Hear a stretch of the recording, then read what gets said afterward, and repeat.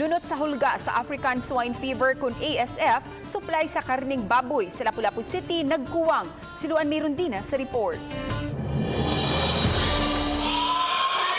Kaniadto mo average og tag-usa ka gatos ngadto sa 120 ka mga baboy ang ihawon dinhi sa slaughterhouse sa Lapu-Lapu City matag adlaw apan ning nakalabayng mga semana mo average na lang og tag 80 ngadto sa 90 ka mga baboy matag adlaw.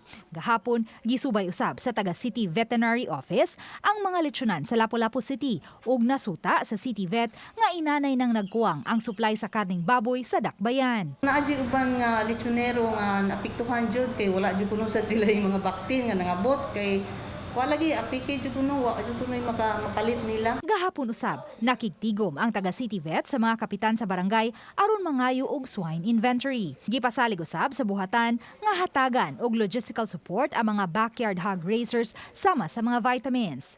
Sa pagkakaron, ang Central ug Western Visayas na lang ang wa masudli sa ASF. Giangkon sa City Vet nga dakong tabang ang gilwata executive order sa gobernador nga nagdili sa pag-supply og mga baboy sa gawas sa probinsya sa Sugbo. Kini ilabi na kay ang Lapu-Lapu City aduna usay dakong panginahanglan sa mga supply sa karning baboy. At least ang ato ang mga local hog raisers diri ang ilang i-prioritize sa ato ang area sa Cebu province. Uban ni Godfrey Rillian, Luan Merondina, Balitang Bisdak.